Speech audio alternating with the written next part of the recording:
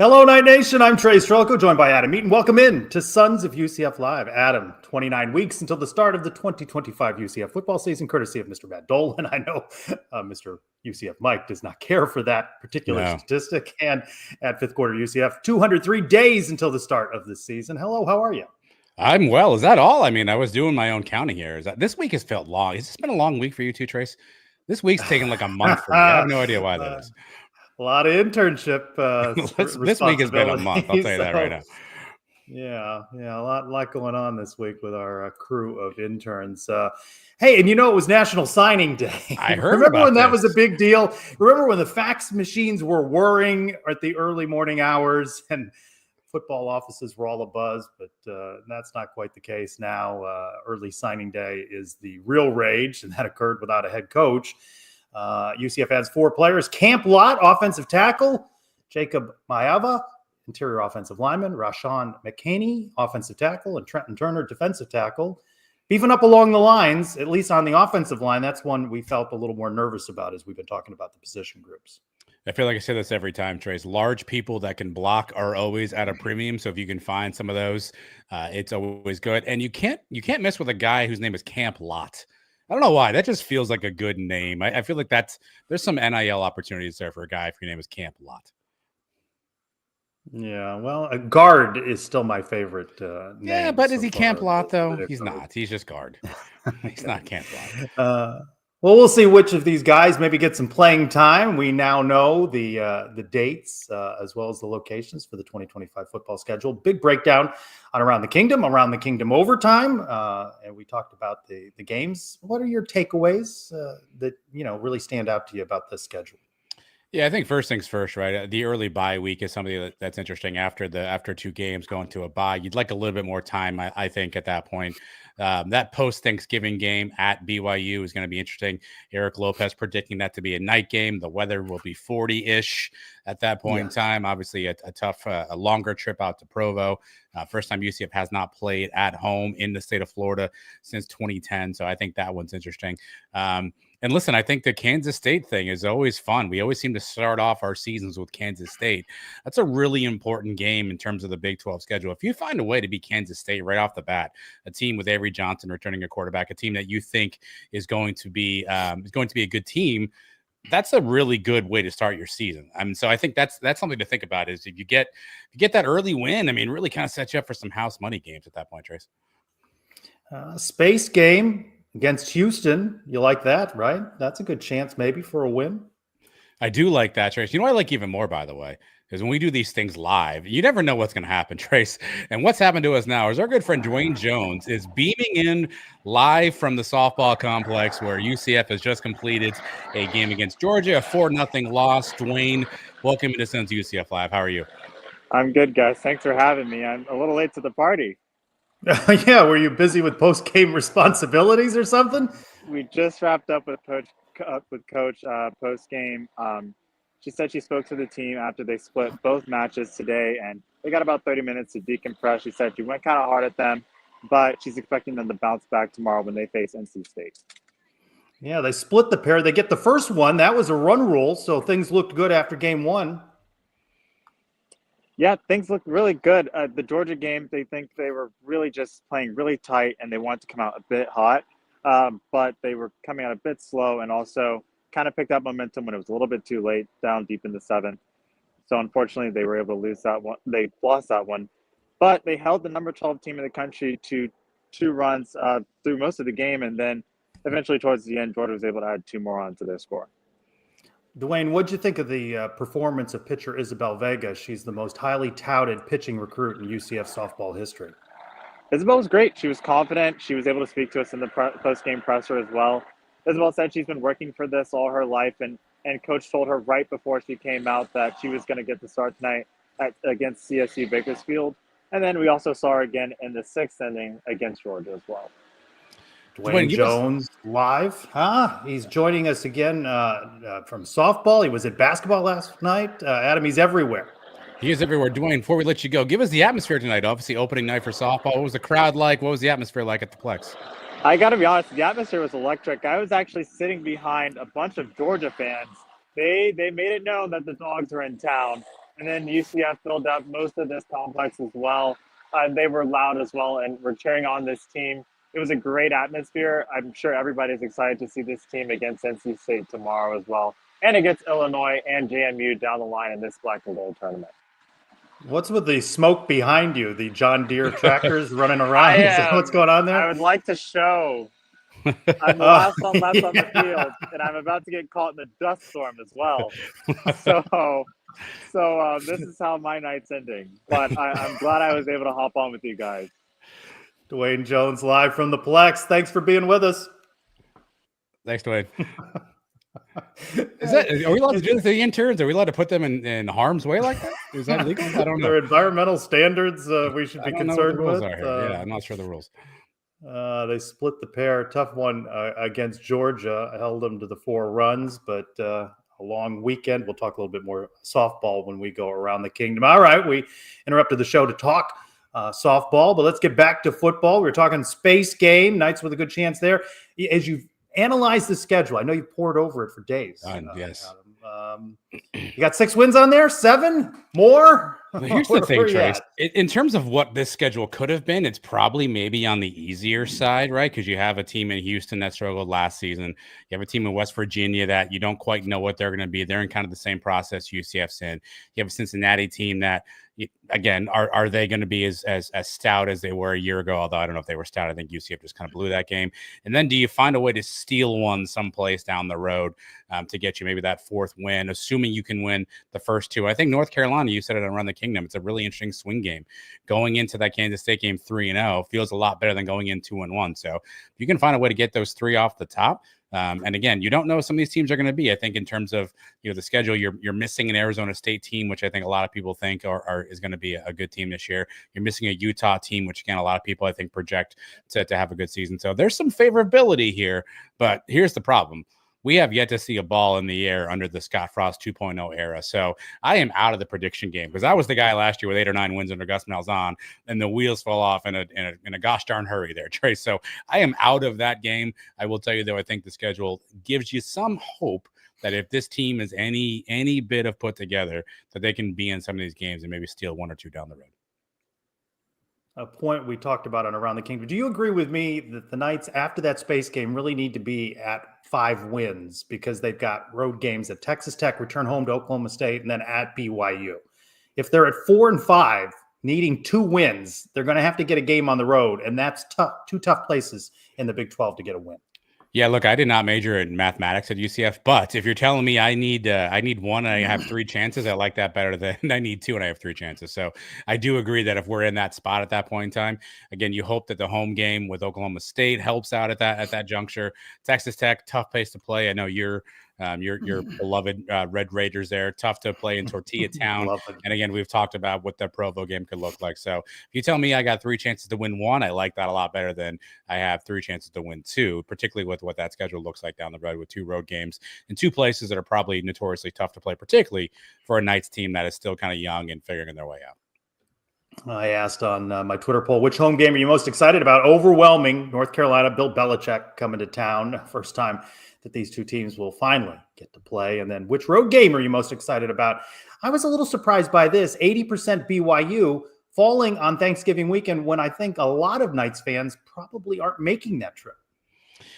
Yeah, it's an interesting point. I mean, it sets up if you want to do like a vacation weekend, right? You go out there, catch the game, go to Park City.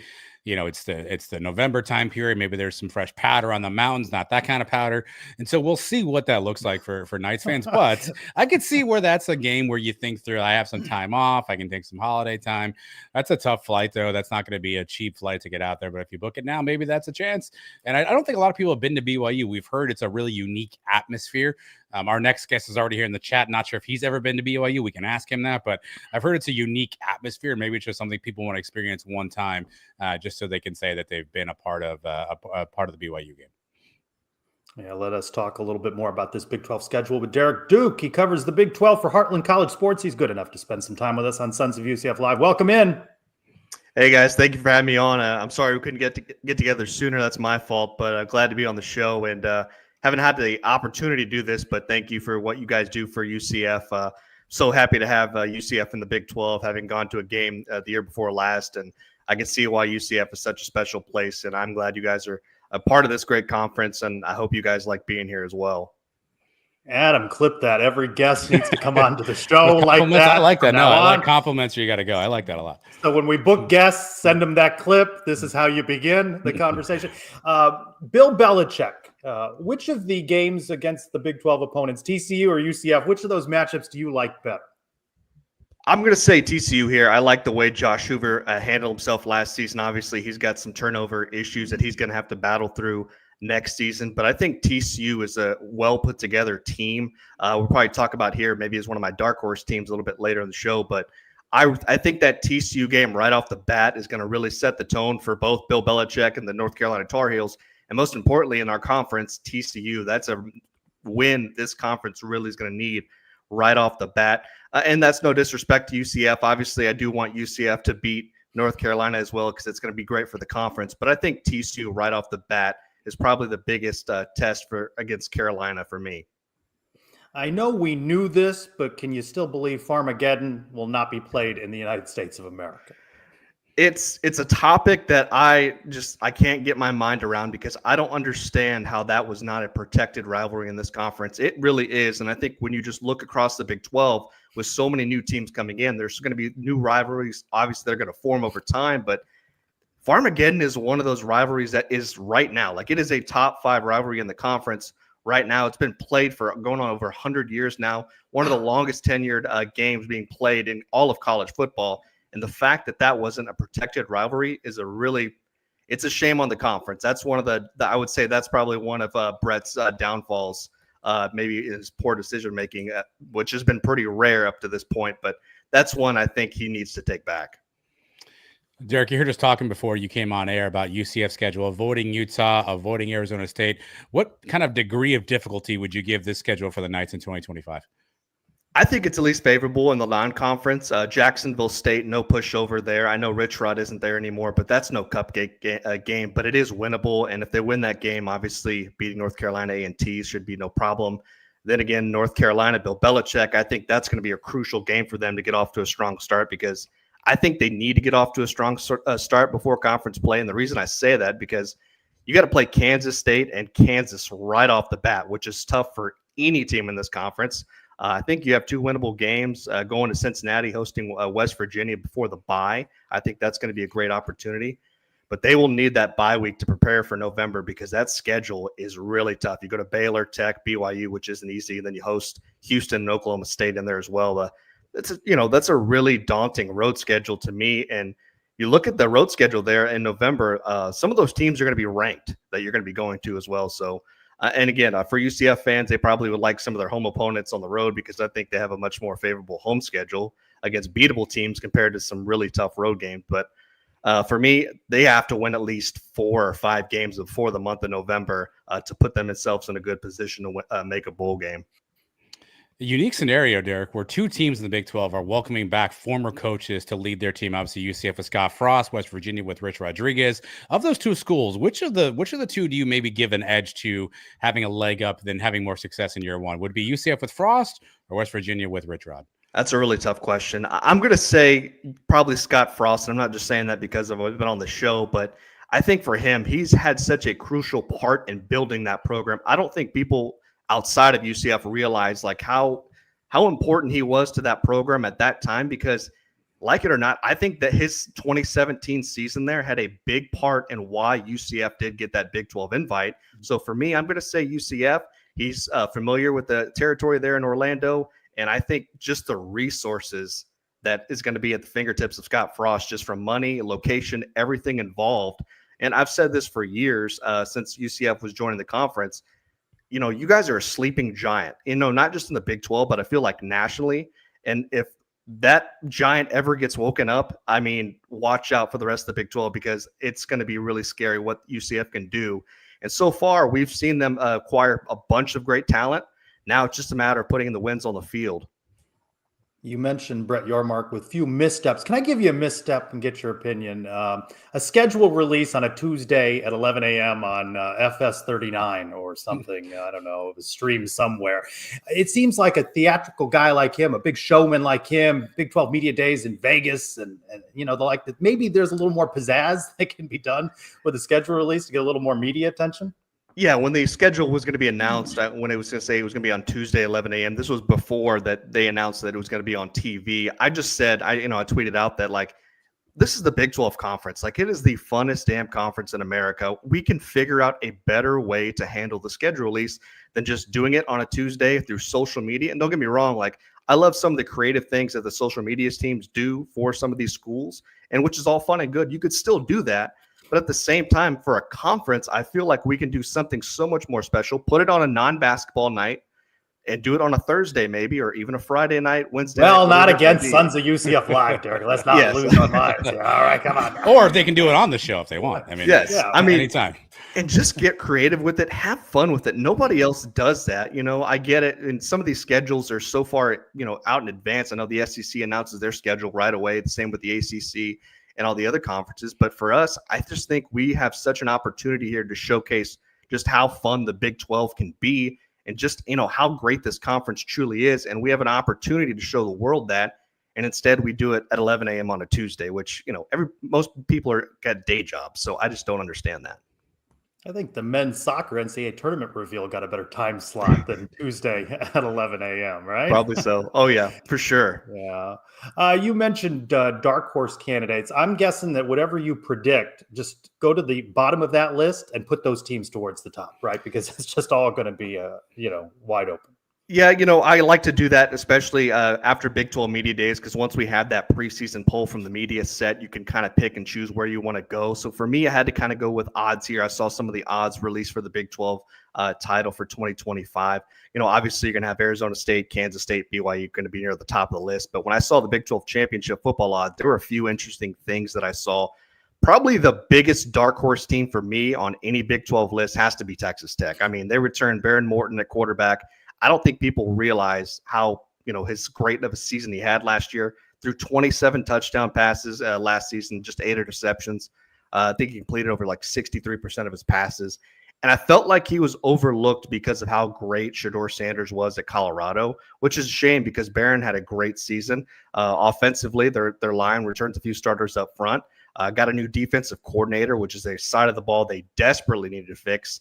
And then you go to the fact that they just signed a top 3 transfer portal class 2. Like, you can say what you want about Texas Tech, but they put their money where their mouth is between facility upgrades and getting players in the portal to come to Lubbock. And I say this, Tech was not interested in rebuilding. Like, they want to win now. And after losing Taj Brooks and a couple other key players on defense, they're ready to win now. That's like the mode that they're going to be. And that's going to be the next step for Joey McGuire and his staff to take. Derek, what should I make of Baylor? UCF will be there November 1st. It was a team struggled early under Dave Aranda. There were rumors about his job. They kind of pulled it together late. He's back again. What do you make of this Baylor team? What are you expecting from the Bears in 2025? That's another team I would highlight. Their odds may be higher than Texas Tech if you look at the odds that just came out, but I wonder how they're going to be viewed this offseason. That this was a team that was just dead in the water at one point, and then they come off and reeled 6 straight wins off, and a large part of that was due to 2 things. One was Sawyer Robinson. He had a breakout season, much like Morton. I think he threw for 28 touchdown passes, 8 picks, threw for nearly 3,000 yards, and the ability to run the football from Baylor. And speaking of which, Bryson Washington returns at running back, and that guy had an absolute monster freshman season. Josh Cameron comes back at receiver. So you look at all the levels that they have offensively, like all their top guys are returning. I thought they did a great job through the portal as well. Defensively, I think they're going to be a whole lot better this year. And I think Baylor is going to be one of those teams that can compete for a Big 12 title with this, what they bring back. And let me say this, Jake Spavital, also their offensive coordinator, played a big role in helping kind of rejuvenate that offense. Oklahoma State did not win a game last year in the Big 12. The Fighting Mike Gundys had to go through some challenges here this offseason. They will go to Orlando late November. Last time they were here, UCF won 45-3. What do you make of the Fighting Mike Gundys? Was last year an anomaly, or do you think it's a sign of maybe how things are going there in Stillwater? I think it's a sign that how things are going to be kind of going forward. And let me just say this. I picked Oklahoma State to make the Big 12 title game last year, and that was probably the stupidest pick I could ever make. Maybe the worst pick I've ever had because, like you said, they didn't win a single conference game last year. It was just an absolute disaster from the get-go. They couldn't run the ball, which is a shame because they had the best running back in Ollie Gordon, I think, maybe in college football. They had the most experienced offensive line last season. Still could get nothing, no push up front at all. The quarterback position was a mess. Defensively, that was the worst Oklahoma State defense I have ever seen in my time covering the conference. So I'm not sure really what's going on there. But if you look at 2 of the last 3 seasons going back on Mike Gundy, one, obviously the outlier was 2023, which they did play Texas in the title game. The other one before that wasn't so great. So I'm seeing kind of a trend for Mike Gundy that's not going in the right way because usually we're talking about Oklahoma State as a 10-win team. They're one of the top programs in the Big 12 year in and year out. They're always ranked inside the top 25. I don't feel like this is the case just for the last few years for this Oklahoma State team. So something's got to change. Now, Mike Gundy, to his credit, he cleaned that staff out. Like he's got new defensive coordinator, new offensive coordinator. I'm curious to see how it's going to go. I'm not going to say sit here and say Oklahoma State's going to be a Big 12 title contender. I do think they're actually going to win a game this season, but I just don't see them competing near the top. UCF with the 4 home games in conference, the 5 road games of Baylor, BYU, Texas Tech, Kansas State. I think most fans think it's the game at Cincinnati that is the best opportunity for a road win. Scott Satterfield, hot seat, warm seat, where do you put him? And what do you make of that neutral site game in Kansas City, Nebraska, and Cincinnati? Well, it's certainly going to be big for the conference, especially with Nebraska, a former member of this conference. So that to me is going to be a huge game in that regard. But as you mentioned, Scott Satterfield, I'm not gonna lie to you guys. I was not a fan of the hire at all when that was announced. I did not understand the hire. I didn't get it all. I thought they lost a great coach in Luke Fickell, who's now at Wisconsin. But to me, I just didn't understand that hire, and I think he's really struggled. And I think Cincinnati, especially in the trenches, you look in the trenches on both sides of the ball, that's where they really struggle to me, for at least. And, Brandon Sorsby did have a decent season last year, but he had some turnovers in some games late in the year that really cost his football team. And, they went on like a 5-game losing streak because they were just 1 win away from bowl eligibility, heading into the month of November, and they just lost out from that point. So they have a lot of things to fix in Cincinnati. And I think most importantly, they just need to get some talent there. Like you look at some of the rosters in the conference, I don't feel like Cincinnati is going to be able to compete from a talent level with some of these other top tier teams. You may have heard of the space game that UCF hosts on an annual basis, and this year they host Houston in that one. All right, weigh in. Who owns? Is it UCF or Houston?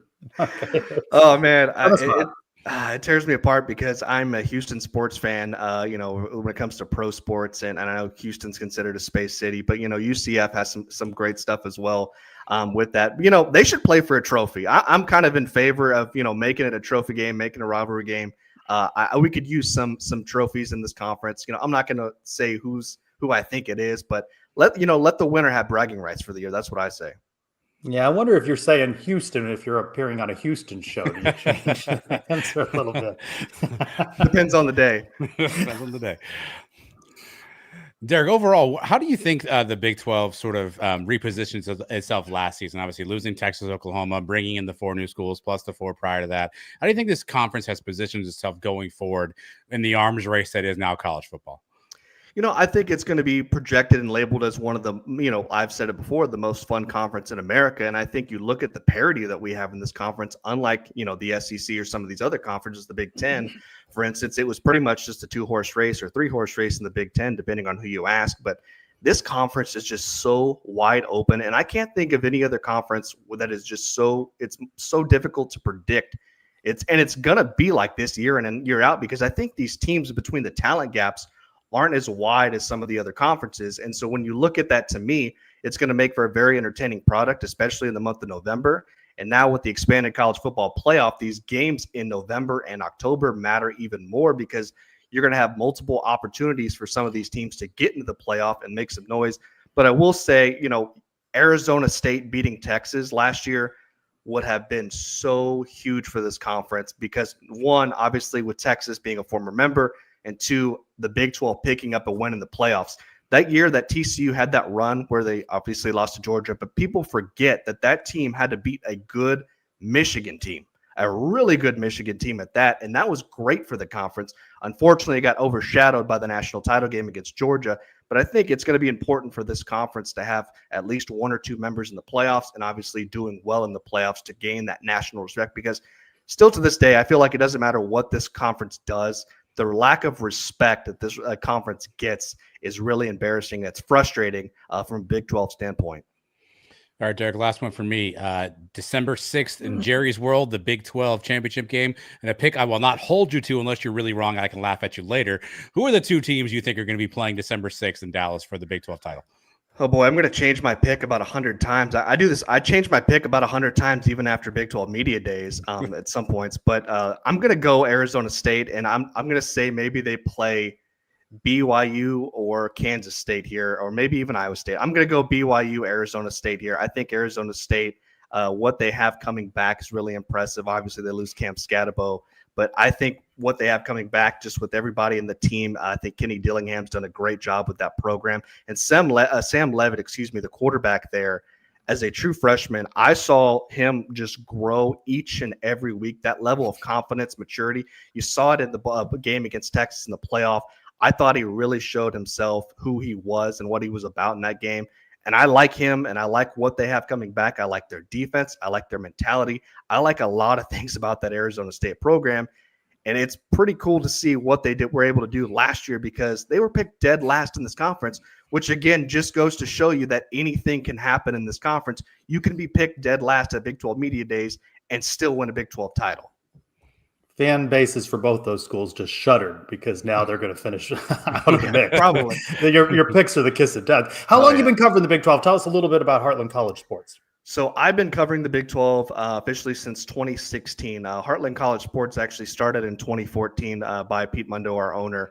And really, it just kind of came down to they were looking for a few part-time writers here and there, looking for some freelance work. And just that one summer of 2016, I just happened to send Pete an email. We started talking, wrote a couple, started out writing, I believe, previews back then in 2016. And actually my first preview, ironically, I believe, was Oklahoma and Houston that year. They played down at NRG Stadium. That was my first ever preview for the site. And been covered. It's funny now that Houston's in the conference. Oklahoma's the one that's out now. But it's been a great ride ever since. It's been growing each and every year. So I've kind of gotten my hand more involved in it as the years went on. And now I'm just like I'm fully invested in the site. And I love covering this conference. I do feel like at times there's still a lack of coverage just in the national perspective and according to the national media. I don't think the Big 12 gets talked about nearly enough. And that's why, places like our site exist, and other, podcasts and sites around the country. Well, we enjoy your work and the site, and glad to have you on the show. And we will welcome you back anytime to talk Big 12. Appreciate it, guys. Thank you. Thanks, Derek. All right.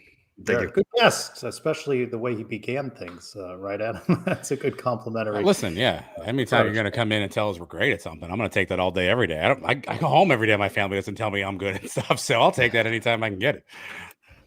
Format of this show, of course, is those quick interviews. The long form is something that you're a hallmark of. I would have loved to have talked a little more college basketball with him. Knights dropped the game to BYU. That's third straight loss. Keyshawn Hall with 23 points, not enough. They give up 93 to Cincinnati. Cincinnati, and we'll talk with Ben Hazel in a moment about this, have been averaging 59 points in Big 12 play. Recap now from our man, Andrew Cherico. Losses should hurt. So should giving up 93 points, says UCF men's basketball head coach Johnny Dawkins. The Knights did both. Now in the middle of a 3-game losing streak, UCF's NCAA tournament hopes continue to fall. Andrew Cherico here in Edition Financial Arena for the Sons of UCF. Where to begin? In the paint. Time after time, paint defense didn't exist for UCF, allowing 56 points scored inside. It seemed every time UCF scored, Cincinnati responded in the Bearcats' 93-83 win. Understanding that it has to hurt you to be scored on. If it doesn't hurt you to be scored on, you'll give up 93 points. If it hurts you to be scored on, every time you get out on defensive possession, you're going to dig in. Now at 4-7 in conference play, UCF knows their effort and intensity needs to improve, or they'll keep losing crucial games. I guess we wasn't locked in. We wasn't locked in or focused enough. And again, I guess the game didn't mean enough to us, because if it meant enough to us, we would get that stop because we knew what this game means. UCF dropped 2 winnable home games, Big opportunities wasted. Now the Knights will go on the road to face Baylor before they're back at home against Iowa State. UCF chances at a tournament bid are slipping away by the game, and the season is only getting shorter. Knights tip off Saturday at 2 p.m. And until next time, I'm Andrew Charco for the Sons of UCF. Yeah, no, I had to cut that part because the guy ran in with something else. Behind the scenes, thanks for pointing that out, Trace. Appreciate you for letting everybody know that. Andrew Good does team, great work for us, as does Dwayne. You can catch those recaps on the Suns YouTube channel. I ran into, going into the arena, our man Ben Hazel. We welcome in Ben now to talk about. Did he have security with him? Like, did he have bodyguards? Because Ben's a big star these days, I've seen, Trace. Did he have onlookers? Oh, look at the shirt. I handed him a bodyguards? bag. I handed him the shirt. Yeah. as we were walking. But let's talk about what's really important, Ben. What did you text me? A fan recognized you from Sons of UCF, and that's the way it should be. Yeah, they did. You talk about famous. That was my first claim to fame moment. I didn't even really know what to say. I was so shook. Like, I was like, wait, me? Like, you be? Oh, hey, what up? Like, once we got past the awkwardness, it was all love. So yeah, no, it was really, I was happy to be at the game until it started.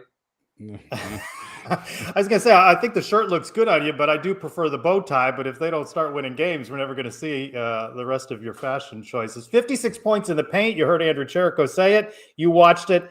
What is going on with his defense?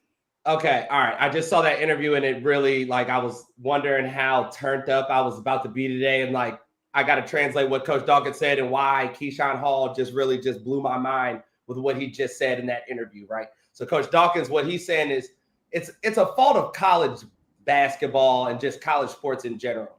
We have no pride. These guys take zero pride in playing at home and playing in front of the Knights Nation and representing UCF. They could care less about it.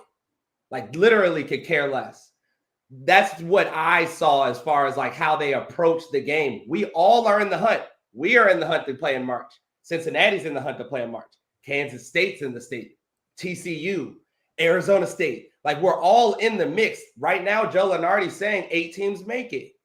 All we have to do is play hard and like just not let teams just walk all over you. Like Cincinnati, you said it. They don't score points, start the game out. What happens? Keyshawn Hall gets a layup. Then as soon as they inbound the ball, the scouting report clearly is run it down their throat because we can shoot layups. They end up shooting scoop layups after we score, and that's a team that hasn't scored 90 points ever, besides their first game of their season when they played Arkansas Pine Bluff. And then you have Keyshawn. He scares me with what he said because he's taken a losing mentality. If you're about to sit here and tell me your defensive woes or it didn't mean enough in the last second of a game, that's on you. That's on y'all. What do you mean it didn't mean enough? It didn't mean enough? You didn't know that? We didn't know that before this game started, that it meant a lot? That's what I talk about pride. Like, what do you mean it didn't mean enough? That can't be an excuse out of anybody's mouth at this point in the season. It's February. It means a lot to everybody right now. For some reason, it didn't mean enough to us, and you're going to point to the last 2 minutes? How about the whole 40? They scored 93 points. That's ridiculous. And this isn't a new thing. This has been a season-long thing. Can it turn around? Yeah, it should turn around, right? Like, you would think this is the easiest part to correct, but it's not. Teams are literally looking at us and getting their highlight tapes ready. Day Thomas had a career night. He has never scored 20 points. He had a career night. They had dudes, Jizzle James, his minutes have been dwindling because he's been playing horrible. Didn't look good. What happens in the end of the game? He's like, maybe I am pretty good. Like, UCF, like, they got me feeling pretty nice down here. And then he starts making all the plays to win the game. It's like, I don't know how they don't see that, how teams come in here and look at us and gain confidence as games go on. We just saw it against BYU, but they just continue to do the same thing, let guys get dunks. They're literally naked screen and rolling us and throwing lobs at the basket over and over and over. And guys are making no adjustment. They're not even fouling. Like, I typically would say Darius is right in the mix, but he's a guy that's given pretty good effort. Mustafa's given good effort, especially on the defensive end. But like, I'm like, can somebody foul? Like, at least last year, we'd be like, oh, like the games are low scoring because we're hacking and all that. But it's like, we're not just giving up layups. And that's the part that's pretty frustrating. And what was how we are feeling as Knights Nation is exactly how the Cincinnati Bearcats fan base felt about them coming into this game, but now they feel a lot better about themselves. Yeah, Ben, I usually write questions down coming into this, and my first one for you was, what's most frustrating to you? I'm going to scrap that one because I think we got that out of the way. But let me ask you this, right? So the woes you're seeing on defense, I mean, it sounds like you're saying this, but I don't want to put words in your mouth. How much of that is execution? How much of that is just want to? It's want to. It's want to, especially in February, right? Like we're starting to play teams where the scouting report, there is very few games at this point where they're running plays that you didn't know were coming. Simple as that. Like you go through the play. You can't say it's a surprise. You're just like, oh, like I got there a little late, but we don't make adjustments. Like Debo in that play where he got dunked on, he was actually in the right spot. They just threw the lob over his head. But from that point forward, the rotation's late every time. Dior comes in, he's late. Mikey comes in, he's late. He thinks scoring is going to be his claim to fame. Then Benny had a decent game. You know, we finally got a little bit of production off the bench. But, like, guys are really taking no pride on the defensive end, and it's just getting pretty insane. And they really could care less just as long as my guy, like, on that possession, it was you. And it's like, bro, it should mean enough to where we don't care. We'll talk about that in film after. I covered you up. You covered me up. We won the game, whatever it took.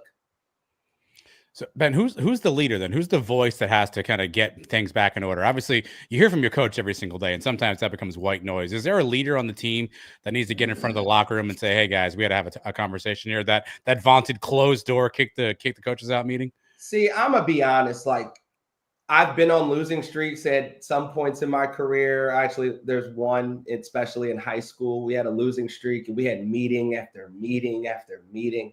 And I'm going to be honest, like the meetings, as far as the effect that they have, it's very minuscule, right? Like I know it's great for stories. It's action. It's guys on the court that, yo, play harder. Now watch me play harder. Like, yo, play defense. Now watch me. I will go guard all 5 guys. Jimmy Butler goes in his practice. You know, he's at the top of the news story these days. But when he did it at Minnesota, he said, yo, all the best players play on the other team, and I'm going to drag all you guys. Watch me. Like, I will do it. No more excuses, no more talking about it. Let's action. And that's the part that we need to see, like somebody that can inject some energy into the other guys to want to do more than they already do. Because Keyshawn seems to be very content with his numbers production. Yo, it's not my fault. I had 20. It's not my fault. I had 20 and 7. Well, we lost. Like being the leading scorer on a losing team just means you're a product of circumstance. Do we have that guy in this team, Ben? What? A guy that's going to do the Jimmy Butler thing you're talking about? We'll see, right? Like Darius is a guy that you would look to really be that spark for him, but it's going to need to be like a collective, a contagious thing because you have too many older guys. You don't have any guys that like, oh, like I'm a younger guy. Hey, okay, I'm gonna listen to you. It's like, yo, this has to be like a collective thing. You have guys that are kind of stuck in their ways, but it's like that energy side of things needs to be more from the 3-headed monster since they're the guys that want to score all the points. That's basically what it is. We have guys that are leading right now that really only care about scoring. So that's all the team cares about.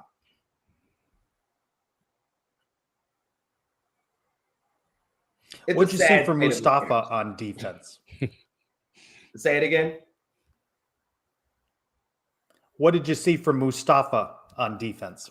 It's energy level, right? And that's why I say it's not necessarily X's and O's. It's energy. Like he's using his length. He's being athletic. He's not getting in foul trouble. He's playing as strong as he can. You know, he's going after shots. He's trying. We're getting as much as we can get out of a freshman that reclassed up. Right? Like he's doing everything that I would expect and some from somebody at his level. He's been playing out of his mind and his improvement is showing. It's the other guys that we need to start following suit and really start caring about that defensive side of the ball. I mean, we're second in scoring in the conference and we're last in points given up. That's just a wild, like 2 sides of the coin. Both of those statistics you would never think from a UCF team. No, it makes no sense. And you just kind of look at it like, dang, at this point in the season, you would think a bubble team would start to reel that in. right? Because this is where you separate yourself. You're seeing the teams that are starting to try to make a push. We need to try to keep pace, and you have to beat good teams in order to do that. We're like 2-6 versus the top 50.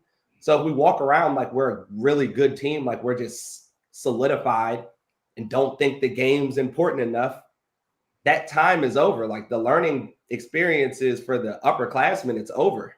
It's February. It's not a lot of games left. What do you think of the matchup at Baylor on Saturday?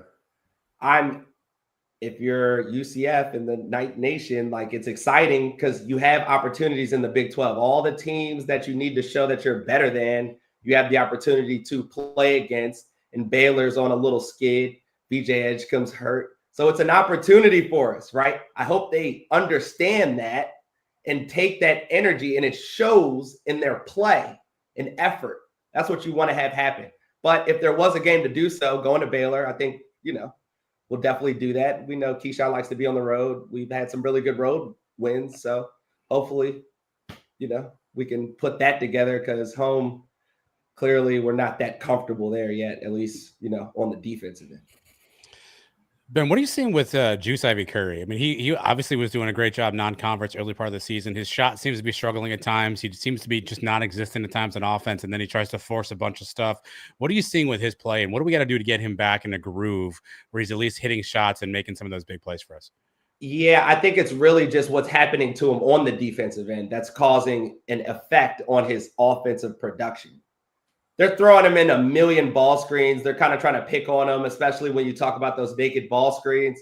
They want him to be the guy rotating over, right? Because he's just giving up a lot offensively. Their guys are attacking him. It's almost something that I think is a part of the scouting report coming into these games, which I'm sure is something that he's not used to. I mean, UTSA wasn't necessarily the best team. He was coming off the bench. He's having to shoulder a bigger load than he has in the past. And I think that's just the residual effects of what we're seeing. Like he's just not as comfortable offensively or getting in those grooves. I mean, he's just got to be able to figure out a way to get an open shot with his feet set. That's the main thing. That's the thing that I think is missing that would allow him to kind of break up some of these spurts where he's just kind of chucking up shots and stringing together misses. My man, Debo Coleman, again, seems like he's doing his best on defense. Offensively, doesn't bring a bunch. Would you change anything with this lineup? I know Jalen's been out a little bit, but do you think this lineup, the closing group that Johnny Dawkins has, is the right group? Yeah. I mean, what are you going to do? Like, defense is our biggest issue. He's the only guy that at least shows some of that effort on that end. Look, we're scoring. What are we bringing somebody else in? Do we know of any better defenders on the team? If we do, definitely put them in. But there's nobody that jumps off the roster that I would say, would defend better than Debo is. Ben, Knight scored 83 at Iowa State a couple weeks back, lost by 25, over under 191 on Tuesday in Orlando. At this point, over, right? Like it's going to be over. We're going to give up enough points to make sure we hit it. That's the thing. Like with all the points we're scoring, we're just losing each and every one of them. I wonder when somebody's going to get tired of that. I'm tired of it, Ben, but I don't play. I'm tired of it. You, me, and all the fans, that's the problem. Like I said, they take no pride in us. Like, do they feel our pain? I know Coach Dawkins is going to do his best to express our pain, trust me. But is it really settling in? I know they're new to Orlando, but come on now. I feel like we've treated them well. But is this just a function of the NIL he says era? Pain, and I'm smiling. Ben, is this just a function of the NIL era and just kind of bringing teams together for a season? Is this kind of what the recipe that causes something like this to sort of happen for a team like UCF? Yep, transfer portal. That's 100% what it is. Guys check out before the season's over. You know what I mean? Like, even when I look at a guy, similar to a Mikey, seems to be moving more towards that direction than he does buying into trying to, establish himself as the next guy behind Darius, really. But most of the guys, like, once things go south, like I said, they only care about their stat lines. Defense is not in the box score per se. So if you go for 20, most of the time you look at the box score, it wasn't his fault. I'll take you as a transfer and, get your NIL money. I mean, you see it all the time. We see it over and over. Guys check out, pretty much in the middle of the season and not necessarily understanding you can get that and some if you just throw a W on the top of it. Just make 1 or 2 extra plays, sacrifice 1 extra shot, and your team wins. That will catapult you further as far as your money, as far as where you can go, all of those things that you want as an individual. I mean, with how we play games, we're in them. We just don't give up 90, just give up 80. We'll win. Ben Hazel keeping it real here with the Sons of UCF. Thanks for being with us, Ben.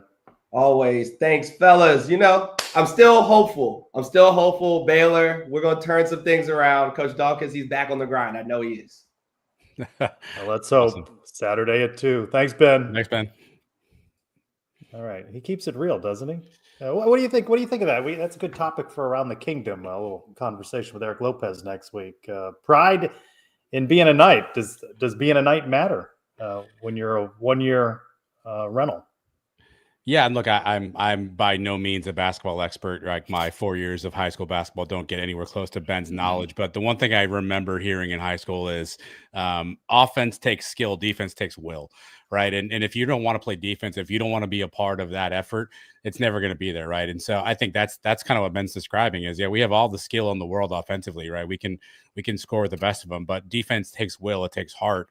And not everyone has that. And I think he's kind of spotted. You can't argue the results and say, oh, no, I think this team has heart. They're trying. And look, if a guy gets hot and goes for 40, you tip your cap and say, good game, buddy. We'll see you next week, right?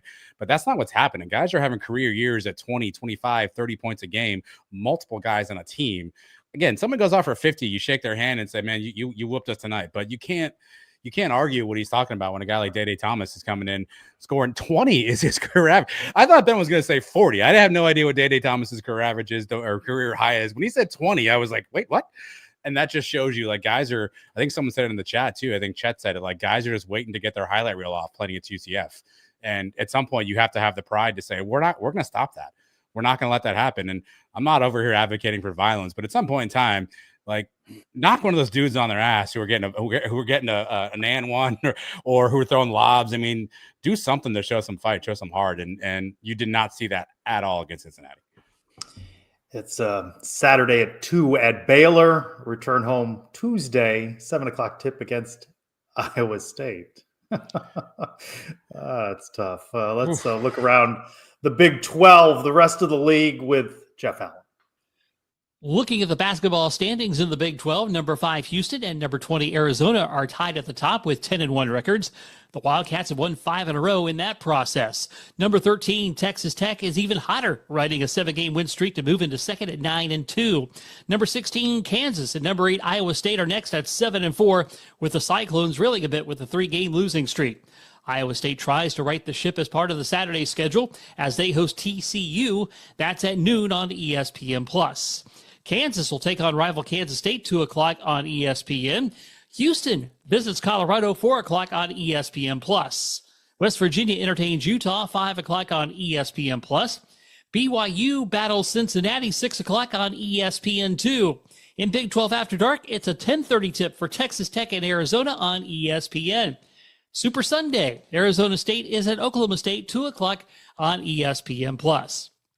The UCF Knights needing a win to try and turn around their slipping possibilities of making the NCAA tournament. They hit the road to Baylor on Saturday. You can catch that at 2:00 on ESPN+. With your Big 12 Minute, I'm Jeff Allen. Did he just say ESPN+? I believe he did, yes. That could be a problem if you're in an establishment that doesn't carry the plus. Yeah, I think most people have the plus these days. Sports bars? I think so. I mean, a guy like you walks in, Trace, and says, "Do you know who I am?" And I think they turn on ESPN Plus. By the way, Jeff Allen, nice little hair. He's got a little hair thing going there. I like what Jeff's doing with the hair. Yeah. No, sorry, you, Jeff. That wasn't a.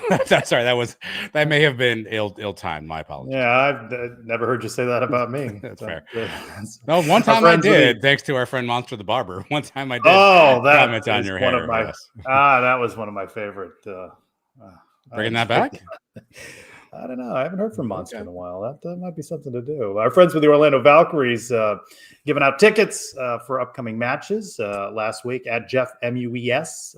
got some tickets to go to the see the Valkyries, and we've given out some more pairs. DM me, instant message, private message, whatever that is, and I'll set you up with some tickets. Next match, February 8th, 7 o'clock against the Indy Ignite. All right, we got a new game called Who Said It with our friends from the Pegasus podcast, Bailey and Christian. Adam is going to read a quote. I'm going to guess which of these two said it, and then we're going to get the answer from their show this week. All right, Trace. The quote is, close to a third of the fan base is unfortunately insane. Which of the Pegasus podcast guys said that? Bailey or Christian? Close to a third of the fan base is unfortunately insane. They're going to have to watch if I'm wrong on this, we'll see. But that sounds like Christian. Bailey is the more reasonable of the pairing. I think that is that's Christian where it could be trickery though, right? That I know, but I think that sounds like Christian. All right, let's look at this clip from the Pegasus podcast available on the Sons of UCF YouTube and see who said the fan base may be insane. Close to a third of the fan base is unfortunately insane. Yeah. Correct. I know, Christian. I can hear it. Trying to give you the ball there because I felt like that was a layup for you there. So it was Christian, unfortunately. Yeah, you can catch that right now on Sons YouTube, Pegasus podcast. I like this little game, and they're going to have to be very careful on their selections because if it's wacky like that, I'm just going to go directly to Christian. Yeah, now I think Christian, listen, just like everybody, he's going to learn this and learn the game, learn where his opportunities are, find his spots on the floor to get shots off. I have faith that Christian's going to make this infinitely harder for you down the road. The answer is 6. What is the question? We'll play a little Jeopardy. Well, I know the answer. 6. What is the question? You want me to? I mean, the correct answer is what is the number of Sons of UCF representatives at Baseball Media Day? It was a domination. Matthew, who's behind the scenes, getting ready to run the mailbag for us, was there. And our guys, Andrew Gregg and Nick Williams, will be covering the team this year for us. Andrew Cherrick was there. Dwayne heard there was food. He stopped by. There's all kinds of Sons in place. We're going to have a lot of baseball coverage. Nights open up on February 14th. Media Day head coach Rich Wallace responded to Nick Williams, our new Sons intern, his question about whether the team's going to be more aggressive on the base pass this season. But this group is a more athletic, faster group in general. So we kind of turn them loose in practice and let them do that. And one, I'm trying to figure out when we do turn them loose, who has a feel to do it, or do I need to control when they run or not? And you try to figure that out. The other part is we try to do it in practice because there's some teams in our league that do try to run at will. And if we don't prepare our pitchers and the team defensive part for that, then we're not really preparing them to face the teams we need to beat. So that's kind of twofold on that. We're going to hear more from Coach Wallace from the players. A special Sons of UCF baseball preview will drop on Sons of UCF's YouTube channel coming up as we get closer to the start of the season. Of course, FanFest Saturday, February 8th at John Ioannina Park from 2 to 4. Meet the team, run the bases. Well, the kids can run the bases, but you can meet the team. All right. You can't run the bases? Thank you, guys. Around the kingdom now, let's take a look at some news and notes. I am Stormy Kotzelnick. I am a utility fifth-year player, and let's go around the kingdom. Did you ever get to listen to her interview? She talked about CrossFit. I asked her about CrossFit. She started CrossFit when she was 11. You've done CrossFit. Can you imagine doing that at 11 years old? Her family very active. Yeah, loaded question by asking me if I listened to it. It really puts me on the spot there. Yes, I listened to everything. Well, I just was trying to give you a chance to get back at me. Fair. I listened to every single thing we put out on our YouTube channel, all of it, every single stitch. Exactly. You heard earlier from Dwayne. Knights dropped that game to Georgia 1-1. They beat the Bakersfield in the first game. Head coach Cindy Ball Malone. Interesting, with a turnover in the team, so many seniors departed last year. Names, Jada Cody, Shannon Doherty, and the like, Sarah Willis, a couple of those still as grad assistants on the team, but a youthful team, right? And she talked about their mentality this season. Hey, we're going to be the playground kids, and we're going to get after it. As soon as that bell rings to where we can go out to recess, we're going to play hard. And if playground kids, like recess is like serious time for them, right? And so we're going to get out there and we're going to play as hard as we can until they tell us that the game is over. What was your go-to on the playground? I don't monkey know bar kind of guy. What were you? I'm not a monkey bar kind of guy. Man, I was a swing guy, I guess. If I had to, typically I probably was playing a sport, throwing the football around or something, shooting hoops. But if I had to get on the traditional 1920s equipment there, probably swing. Probably going to swing there. Did you jump off the swing? Did you stick At the times, landing? of course, I was stuck the landing. Well, it's hard because sometimes it's in like the mulch, and the mulch is like 6 feet high, so you're like diving into you don't even know what at this point in time. But yeah, I'm a jumper. I'll jump off if I need to. Knights continue home in the Black and Gold Classic. Friday, NC State at 4:30. Saturday, Illinois at 5. Sunday, James Madison at 11. Illinois at 1. Then Tuesday, they welcome in. These are ranked teams. Missouri Tuesday night. Liberty on Wednesday before they head over to Clearwater. So Murderers Row on their schedule. You can catch our Sons of UCF YouTube special with Manuela Salinas, our newest intern. She was out there doing interviews as well as I, and that's on our YouTube channel now. She wasn't out at the home opener. Dwayne pinch hit.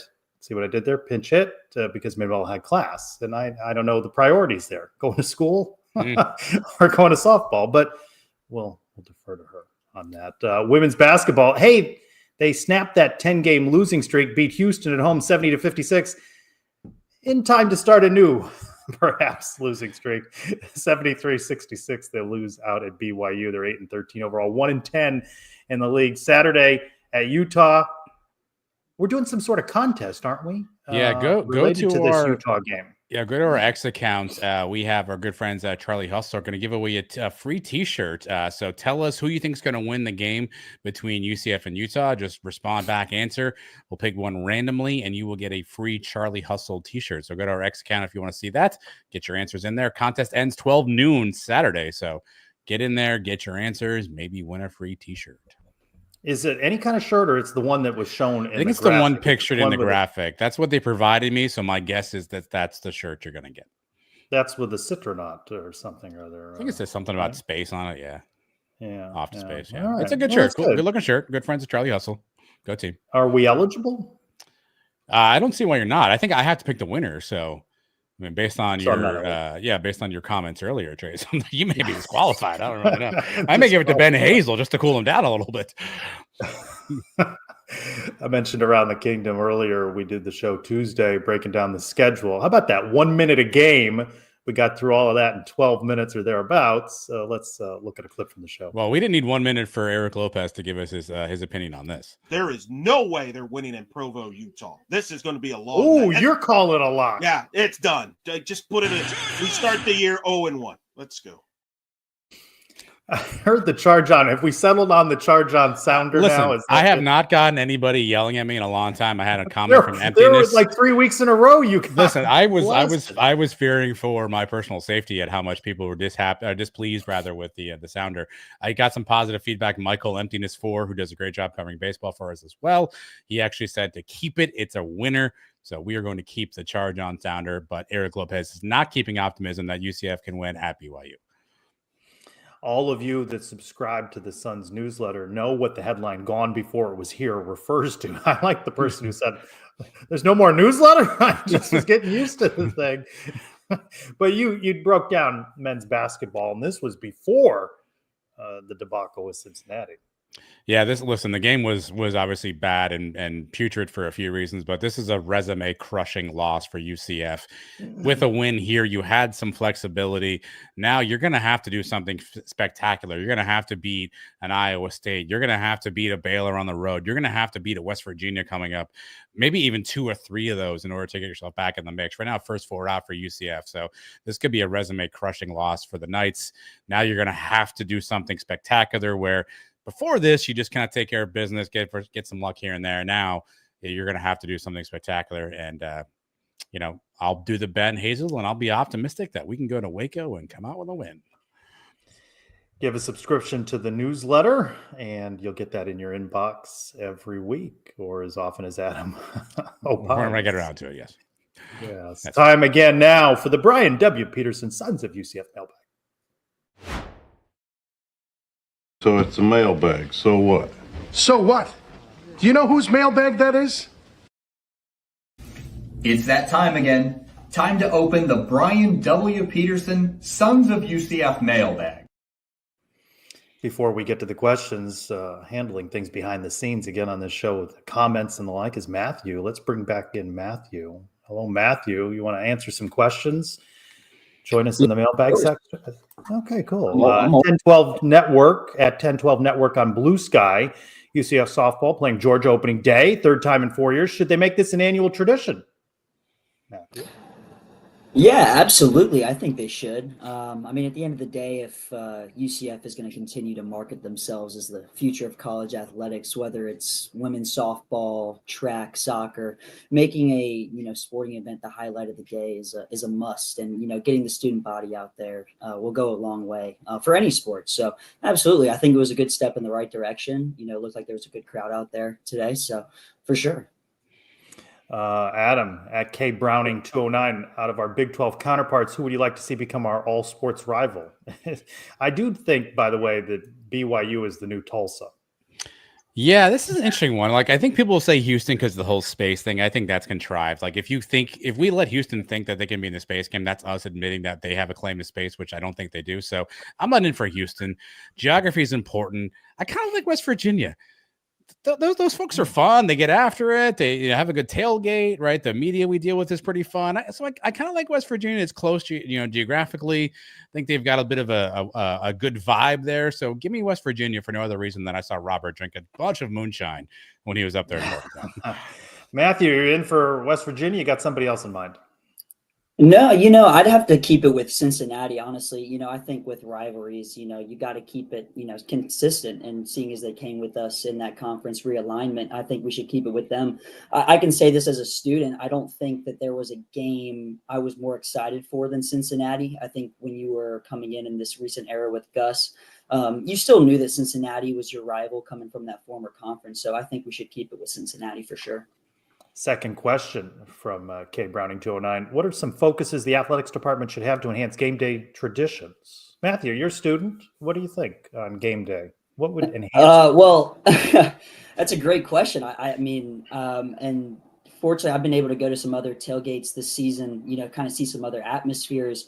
One of the big things I noticed, whether it was the SEC or some other Big 12 schools, was, really the Greek life participation and other student organizations. I don't think UCF does a great job of utilizing the space that they have. We have a lot of really beautiful buildings on campus, a lot of great alumni now coming back. And, everybody's kind of just held into the memory mall. And I get it. If you directed that traffic on the way to the stadium, that'd be great. But, maybe utilizing some more student organization buildings and, just some things like that. I think it would go a long way, especially with helping students interact with alumni, further down the line. Trace, I would say Jimmy Skiles on that one right there. Trace, I would say let's have stuff that works. Like every year we try something new and the lights don't work and the parking is messed up and the sanitation isn't great and something's wrong with the concessions. Like just have it. Hot dogs. Every year we try something new and somehow it ends up with a bit of a flub. So just stick to the basics, find something, make it work, get the volume right in the stadium. Sometimes the music's too loud, too soft. I love our guys, but every third down, that some guy beating his chest on the big board, yelling, "We need a big stop." I mean, sometimes it's just a little bit too much. So a little less is more, and just make sure it works. Like lights up, lights down was a really fun thing, except when the lights didn't come back up, and that was a no good. At McGucket_M6, what do you think about? And he was referencing a post that broke down the conferences geographically. He's asking us what we think of geographic alignments in college football. I think that era is over for a while. It made too much sense to continue it. Now we've got USC playing Rutgers in the Big Ten. So I agree wholeheartedly with having geographic alignments for conferences. Look, every time, again, I'm an old head. So every time I used to play college football back in the day, I used to make my own conference and I'd have all the Florida schools together, all the Texas schools together, right? And that's how you do the conferences. And that's always a lot of fun. And that's kind of what the genesis of the graphic was, is a Big East and sort of an SEC, ACC. But I agree. I mean, at this point, Rutgers is playing UCLA in a conference game. I think everything else is out the window after that. At Golden Knight _2, Matthew, which professional or collegiate sport do you think is the most patriotic? Football, baseball, or softball? Basketball, soccer? Certainly not soccer. That's the world's game. I don't think it'll fall under U.S. patriotism. Well, I mean, honestly, I'd have to give it to football. As much as, baseball, you look back, Babe Ruth, obviously. America's pastime. I get that, but I'd still argue, there's a lot more fans showing up for, the college football NFL playoff versus a MLB game. I mean, I would just say at the end of the day, I think college football, NFL football, any level of football dominates the American sports culture, and I think that's evident with NIL and what these guys are making comparative to the baseball guys, even in college. It's a lot. So no, I'd still give it to football. Adam, 2 letters, 2 words. Which one was worse for UCF, Gus Malzahn, or friend of the Suns, Keith Tribble? All right, I gave this one a lot of thought, right? And here's my answer. Tribble had his hands on everything within the athletics program, so he had an opportunity to screw up a lot of different stuff, and did figure out a way to do that just pretty successfully, right? Gus only had his hands on the football element, and he found a way to screw that up too, right? So just by pure breadth of scope, Tribble is the answer, but I'm going to give you this, Trace. To me, this is incomplete right now. This is like Matthew talked about baseball a second ago. This is like baseball, right? To me, it depends on what happens next. I look at it as this way. Scott Frost inherited what Gus Malzahn built. So it's like a pitcher who's got the bases loaded in the bottom of the 6th and 2 outs, and they come off the mound. You still own those runners on base. And what happens next goes on your record. If UCF goes like 0-12 or 1-11 or 2-10, all that stinks going on Malzahn. I think Frost gets a pass. So this is incomplete for me because I think Gus has inherited the runners on base right now, and I need to see what happens during the next couple of innings before I can decide. But Tribble is the answer right now. Does that mean that George O'Leary gets some credit for 2016 and 2017? George O'Leary is a wily pitching coach. He's going to go to the bullpen. Sure, yeah, you can give him a little bit of a nod. There were some runners there. I think right? everybody's said that there was talent on that team, and really what they needed was just a galvanizing voice to get them to get better and some structure and some new stuff. So I think we've all acknowledged that. Frost didn't take over a roster depleted of talent in 2016. He had some dudes. He just did a better job of developing them than obviously O'Leary did in some form or fashion. If you need evidence of that, see Griffin, Shaquem. The answer is Keith Tribble. That's a dark mark on the late President John Hitt's record of hiring. And Keith Tribble and his issues makes him the least favorite of my Sons of UCF guests. Gus has runners on base, Trace. Runners on base. That's all I'm telling you. Yeah. Keith Tribble is the answer. Will only be UCF after cementing himself as the greatest running back in school history. He's talking about R.J. Harvey. Should Gus have listened to me and let RJ run the triple option? He's referencing his touchdown in the Senior Bowl last week. It is surprising to me, by the way, that we didn't see more RJ Harvey. I don't know the answer, but Matthew seemed intrigued as you read that question to him. Yeah, no. You have the benefit of having seen the questions. I know. Matthew's just getting all this cold. Triple option, Matthew. What do you think? Oh, I mean, with RJ, I would have loved to seen it a little more. I mean, just with how the season was going halfway through, I think we could have maybe run some plays just to kind of give the fan base a little something to be excited about. That was an exciting play. I mean, he threw it, 25 yards in the air on a dot. It was a great pass. So I hope we could see a little more of that with RJ. I think he really fit that mold well. And being from Tampa, it's not like we need him, but I'd love to see him in a Buccaneers uniform at some point in time. So, at the end of the day, maybe it's just another mark on Gus for just another opportunity that he missed, especially with a talent like RJ. Adam, I'm going to wild card on this one. Of the 4 quarterbacks that played last year, if you had inserted a 5th and it was RJ Harvey, how many of those quarterbacks would he have been better than? It couldn't have been any worse. That's the answer I wrote down to this question. Is it couldn't have been any worse than what we saw at a quarterback play. You would say Dylan Riss probably had the most electric moments of anybody that we saw. I mean, Jakari had flashes, but he's probably right behind Dylan Riss. I guess to go Risk 1, RJ Harvey 2. At J.A. Hadaway. What's the fastest animal RJ Harvey could outrun, Matthew?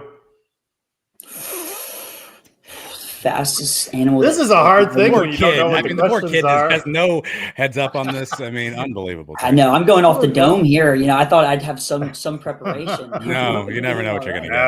No. I don't know. I mean, I'd put him up against a hare in a race. I'll give him against a hare.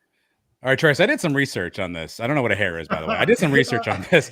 According to the interwebs, against Colorado, RJ was clocked at a run where he went 20 miles an hour.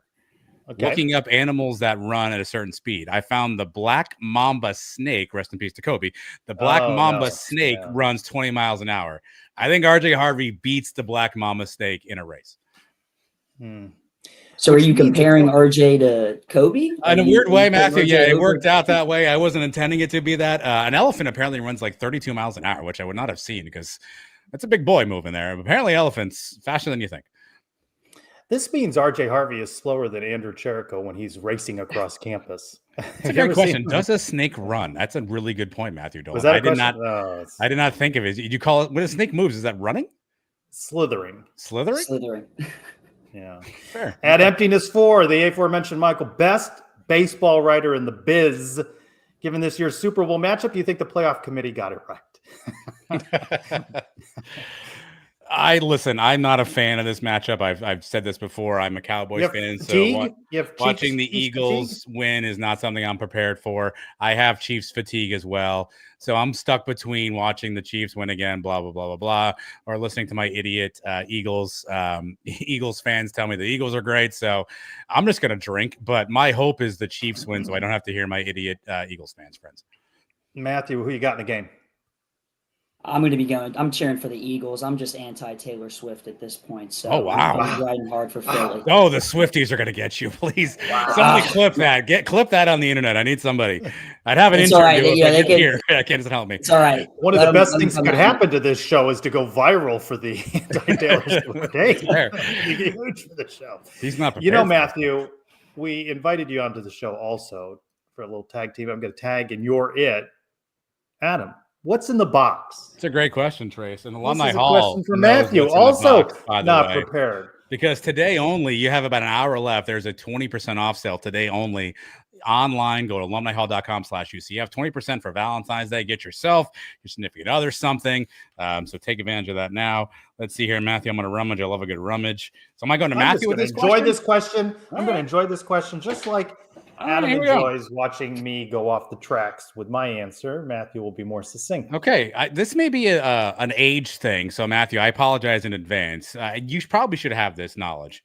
What is the appropriate amount of money to tip a car valet?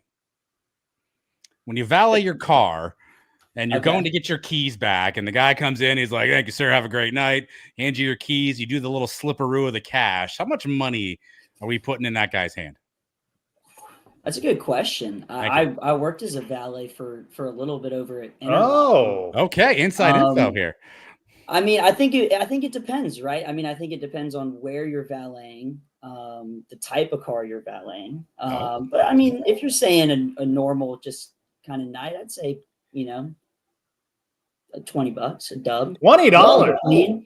Keep it clean, keep it spiffy, make sure it's all right on time. Call it a good day. Quick little 20 spot. All right. So you said, I have follow-ups here. You said some things here I need to talk. So if the car was nicer, did you as a valet have an expectation of a higher tip? No, you never know if it's a rental or not. So, call. maybe, make sure to remember your P's and Q's and your yes sirs and no sirs when greeting them. What is the strangest thing you saw in somebody's car as you were valeting it? Because there's something, Matthew. You saw something in somebody's car where you were like, I want no part of that, but you had to park the thing anyway. I think the most confusing thing I saw keep it clean. No, I think for sure.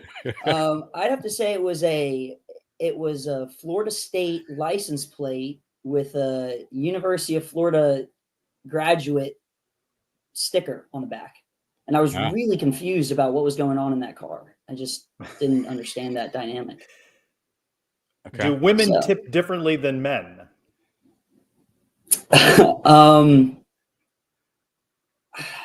Yes, it depends. If you're nice, I guess. Yeah, the women treat you good.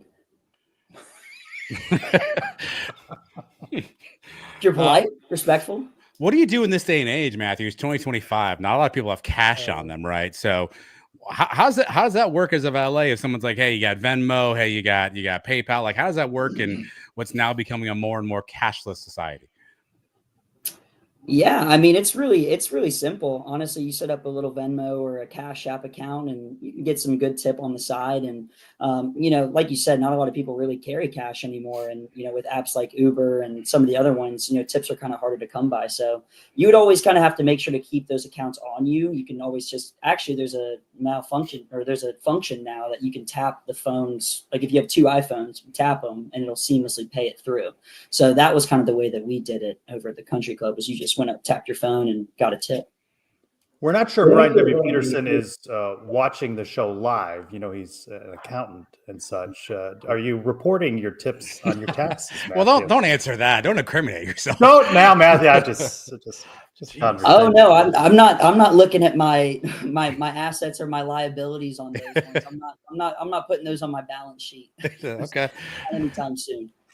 We're getting audited now. Trace, what is your tipping philosophy here? Are you just hand the money to the I guy? have a Camry. How many times do you think I'm tipping? Are you hand the money to the valet parking person? my Are you car? a smooth handshake guy to hide it? What's your move? No, I'm not. Shake I'm your not head. smooth in this move. Yeah, no. Are you just here you go, sir? Here's Yeah, here's a Just matter crisp of fact about $10. the whole Okay. thing. Okay. Yeah, just matter of fact about the whole Well, thing. do you But it was change- Matthew's segment. I No. know. I'm Do you not going down this change road. your No, I know tip? your tactic. You're trying to get me.